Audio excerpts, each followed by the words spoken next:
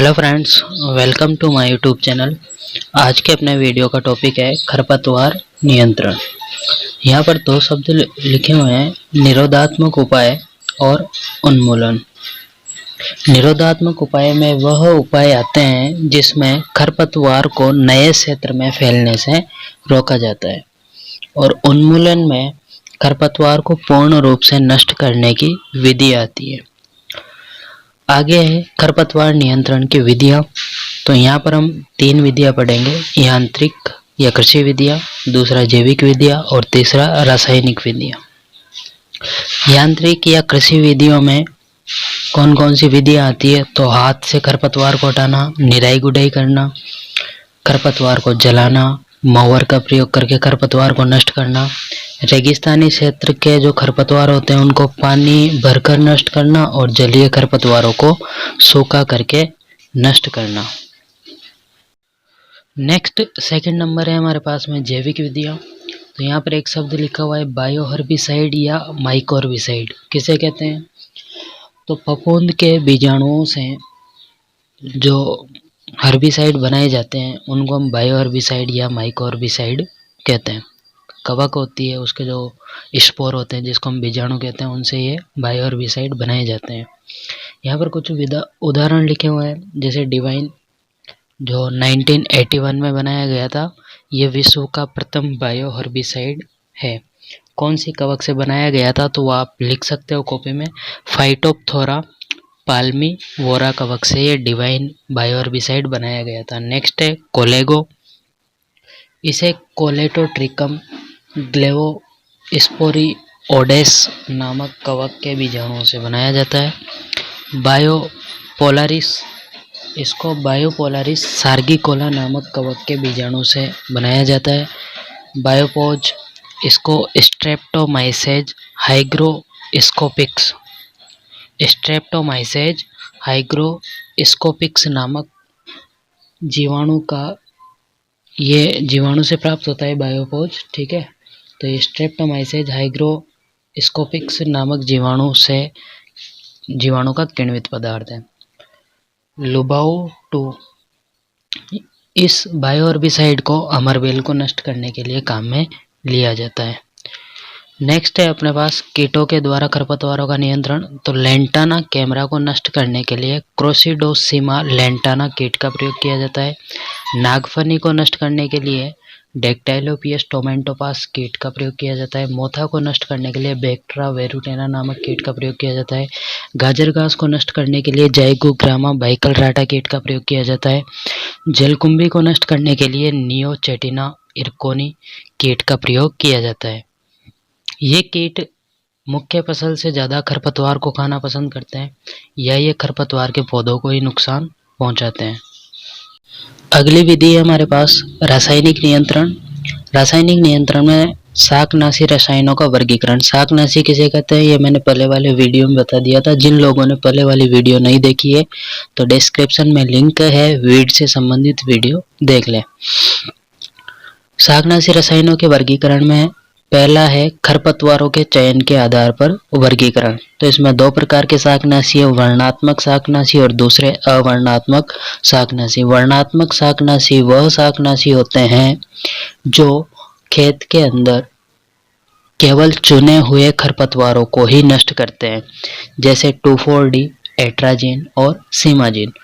तो ये 2,4-D है, वह केवल चौड़ी पत्ती वाले खरपतवारों को नष्ट करता है। तो वर्णनात्मक शाकनाशी का इतना ही मतलब है कि या तो ये चौड़ी पत्ती वाले खरपतवारों को नष्ट करते हैं या फिर ये सकड़ी पत्ती वाले खरपतवारों को नष्ट करते हैं। अवर्णनात्मक शाकनाशी जो बी नंबर पर है, उसका मतलब है यह फसल के पौधों को जो हमने बोई है और खरपतवारों को दोनों को नष्ट करते हैं। मतलब यह सभी पौधों को नष्ट करते हैं बिना चुने हुए, जैसे diquat, paraquat, glyphosate, weed oil आदि। इनको हम जीरो टिलेज हर्बिसाइड भी कहते हैं। जो अवर्णनात्मक शाकनाशी है उनको हम जीरो टिलेज हर्बिसाइड भी कहते हैं। नेक्स्ट सेकंड है प्रयोग के समय के आधार पर। तो इस आधार पर भी तीन प्रकार के शाकनाशी हैं।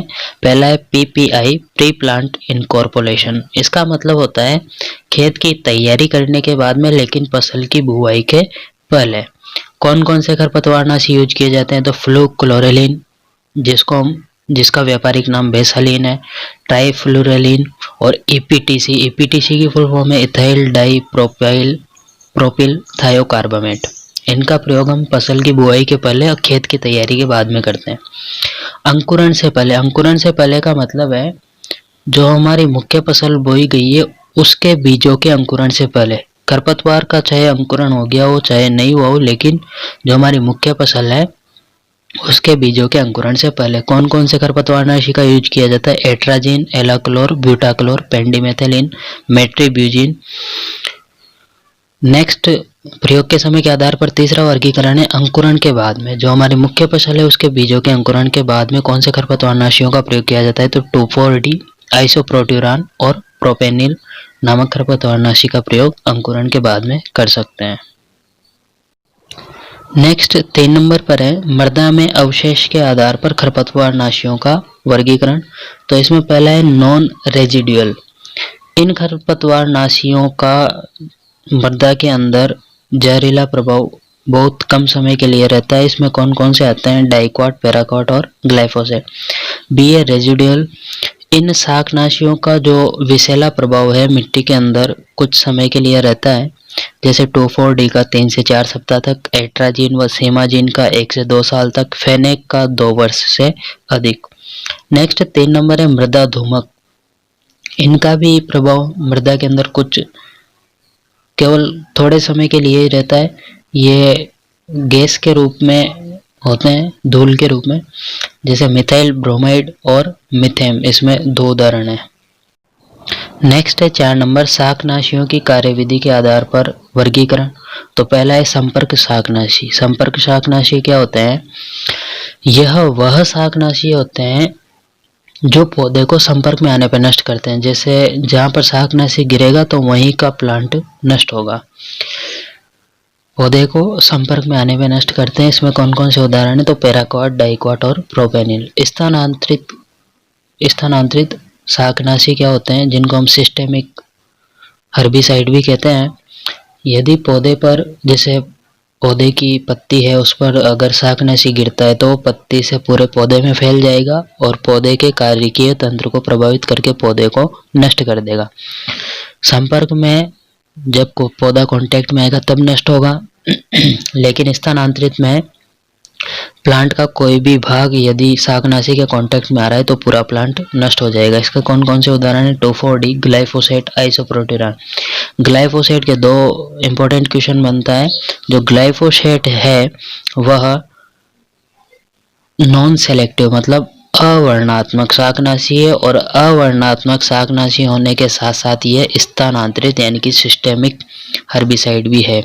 नेक्स्ट हमारे पास कुछ खरपतवारनाशियों के नाम और उनके व्यापारिक नाम दिए हुए हैं। व्यापारिक नाम का मतलब ये बाजार में आपको किस नाम से उपलब्ध होंगे या बाजार में किस नाम से मिलेंगे। तो एट्राजिन है, एट्राटेक्स या एट्रोटॉफ के नाम से मिल जाएगा। एलाक्लोर, लासो, ब्यूटाक्लोर, यह इसका व्यापारिक नाम मेचेटी है। आइसोप्रोट्यूरान यह रोनक या एरेलोन के नाम से मिलेगा। फ्लूक्लोरेलिन व्यापारिक नाम बेसालिन है। पैराक्वाट इसका व्यापारिक नाम स्विप या ग्रामोक्सोन है। पेंडिमेथिलिन इसका व्यापारिक नाम स्टाम्प है। प्रोपेनिल व्यापारिक नाम स्टाम्प F34। सल्फोसल्फ्यूरान व्यापारिक नाम लीडर। मेटासल्फ्यूरोन व्यापारिक नाम एस्कार्ट। ग्लाइफोसेट व्यापारिक नाम राउंड अप। 2,4-D व्यापारिक नाम प्लांट गार्ड या विडोन और इमेजाथापर व्यापारिक नाम गार्ड। नेक्स्ट कुछ क्वेश्चन दिए हुए हैं। पहला क्वेश्चन यहाँ पर इमेजाथापर जो है वह एक पोस्ट इमरजेंस शाकनाशी है, मतलब अंकुरण के बाद में इसको प्रयोग किया जाता है। इसका प्रयोग कौन कौन सी फसलों में करते हैं? तो सोयाबीन, मूंग, ग्वार और मूंगफली में इसका प्रयोग करते हैं। नेक्स्ट क्वेश्चन फेलेरिस माइनर, जिसको हम गेहूं सा भी कहते हैं, गेहूं का मामा भी कहते हैं, गुल्ली डंडा भी कहते हैं, मडूसी भी कहते हैं, जो गेहूं का मुख्य खरपतवार है, नकलची खरपतवार है। इसको नष्ट करने के लिए पहले आइसोप्रोट्यूरान नामक शाकनाशी का प्रयोग करते हैं। बहुत इंपॉर्टेंट क्वेश्चन है, अच्छे से याद रखना। लेकिन वर्तमान में आइसोप्रोट्यूरान के प्रति इस फेलेरिस माइनर में प्रतिरोधकता आ गई है। इस कारण से वर्तमान में इसको नष्ट करने के लिए सल्फोसल्फ्यूरान नामक शाकनाशी का प्रयोग किया जाता है। नेक्स्ट, जलीय खरपतवारों का नियंत्रण कार्प मछलियों के द्वारा होता है। जलकुंभी का नियंत्रण घोंघे के द्वारा होता है। और धान के जलीय खरपतवारों का नियंत्रण करने के लिए हम बतख का उपयोग करते हैं। तो फ्रेंड्स, वीडियो अच्छी लगी हो तो लाइक कमेंट शेयर करें, चैनल को सब्सक्राइब करें।